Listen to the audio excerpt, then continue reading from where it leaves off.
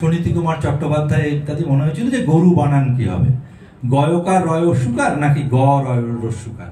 যারা সংস্কৃতের মাস্টারমশাই পণ্ডিত তারা বললেন যে না, এসব ওদের ধাতু এসব ব্যাপার আছে, ওটা গো ওকারান্ত আছে বলে গয়কার হবে।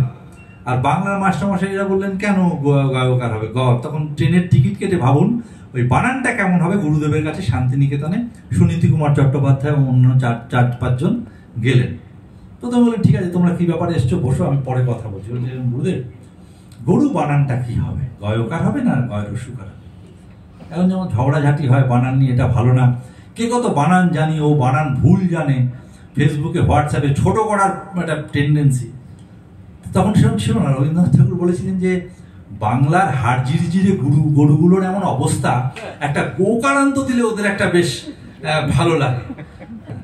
তা এরকম অজস্র বানান কমিটিতে রবীন্দ্রনাথ জড়িয়েছেন এবং শেষে ঝামেলায় পড়েছেন, বিরক্ত হয়ে চলেছেন। আপনারা সকলেই সেগুলো জানেন। তো আমি বোধহয় আবার শেষ করি, তার আগে একটা ছোট্ট কথা বলে শেষ করি যে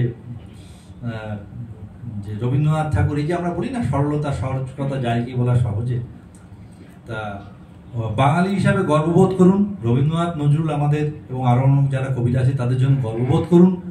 এক মিনিটের জন্য ভাববেন না আমি আমার কিছু পৃথিবীর কবিদের দেখার সৌভাগ্য হয়েছে। আমাদের যারা কবিতা লেখেন, তরুণ কবিরা এবং যারা লিখেছেন, তাদের কবিতার যথেষ্ট মান বেশি এবং রিসাইটেশন যে আমাদের টেকনিকটা আমাদের, সেটা সারা পৃথিবীতে খুব কম, নেই বললেই চলে। আমরা বাঙালিরাই একমাত্র ধারণ করে চলেছি এবং সেটাও বোধহয় রবীন্দ্রনাথ। আগে দেখবেন আরেকটা বিষয়, কারোর একটা বাড়ির নাম হতো বসুবাটি, কমলালয়, চক্রবর্তী ভবন, দত্ত মুখ, ঠিক আছে থাকতো তো। রবীন্দ্রনাথ ঠাকুর দেখবেন পুনশ্চ, উদয়ন, উদিচি, এই যে নতুন নামের টেকনিক চালু করবেন। শান্তিনিকেতন গেলে মনটা ভালো লাগে, বাড়ির নামটা কি সুন্দর চার অধ্যায়, বাড়ির নামটা কি সুন্দর দক্ষিণ হাওয়া, তাই না? এই যে নতুন জিনিস তৈরি করা, তিনি হচ্ছেন নতুনের কারিগর। কাজেই তো আমাদের প্রয়োজন। আজকের দিনে আমার মনে হয় যা কিছু করতে গেলে অনেকেরই দেখেছি, বড় বড়, আমি কাউকে ছোট করছি না, যারা প্রচুর পড়াশোনা করেছেন, রবীন্দ্রনাথকে স্বীকার করতে কেন একটু অস্বস্তি হয় তা না। আসলে লোকটা এতটা জুড়ে দাঁড়িয়ে আছে, ঠিক কোথায় যাব বুঝে উঠতে পারি না। সকালে ঘুম থেকে শুরু হতেই শেষ অবধি, আমি একটা ছোটবেলার কথা বলি, মজার একটু প্রসঙ্গ ব্যতীত। আমি আবার একটা বিয়ে বাড়িতে গিয়েছি, তখন আমার বয়স অল্প, এমএসসি পাশ করেছি। দেখছি খুব সুন্দরী মেয়ে ঘুরে বেড়াচ্ছে। তো খোঁজ খবর করে জানলাম তার নাম বাসব দত্তা। আমার কৌতূহল জাগলো। আমি সেই মেয়েটির এদিক ওদিক বাবা মা যখন দূরে আছে, তখন তাকে বললাম যে প্রদীপ ধরিয়া হেরিল তাহার নবীন গৌরকান্তি। সে বোকার মতো আমার দিকে তাকিয়ে এলো। তখন আমার মেজদা বললো হলো তো, কিছুই জানে না, নাম দিয়েছে বাসব দত্তা। তা এরকম ব্যাপার, আমরা রবীন্দ্রনাথ আমাদের ভিতরে মিশে আছে, এতটাই মিশে আছে যে আমরা তাকে কিছুতেই ছাড়ার প্রসঙ্গই ওঠে না।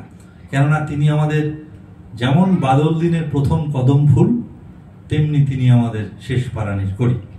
বলেছিলাম একটা ছোট্ট গল্প দিয়ে শেষ করবো। এক ভদ্রলোক একবার একটা লেখার জন্য রবীন্দ্রনাথকে, কলমটা তার কাছে নেই, বলছে শুনুন গুরুদেব, আমি আপনাকে প্রথম লাইনটা বলছি, আপনি দ্বিতীয় লাইনটা বলতে পারবেন? তখন ভদ্রলোক রবীন্দ্রনাথ বলুন কি প্রথম লাইন?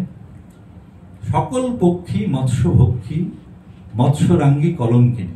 এটা হচ্ছে প্রথম লাইন। ভদ্রলোক বলেছে, বলুন তো গুরুদেব দ্বিতীয় লাইনটা কি হয়? ভদ্রলোক কলমটা চেয়েছিলেন। সকল, রবীন্দ্রনাথ ঠাকুর বললেন সকল পক্ষী মৎস্যভক্ষী, মৎস্যরাঙ্গী কলঙ্কিনী, সবাই কলম ধার চেয়ে দেয়, আমি কেবল কলম কিনি। ভালো থাকুন, রবীন্দ্রনাথ এবং নজরুলকে নিয়ে থাকুন। কেন রবীন্দ্রনাথকে প্রয়োজন নিশ্চয়ই সবাই বুঝে গেছেন। আর বর্ণালী দিয়ে আবার ডাকলে আবার আসবো। পূর্ণেন্দুদাকে আমার প্রণাম, আমাকে মার্জনা করবেন আমি যদি গান এবং ইত্যাদি বিষয়ে কিছু ভুলভাল বলে থাকি।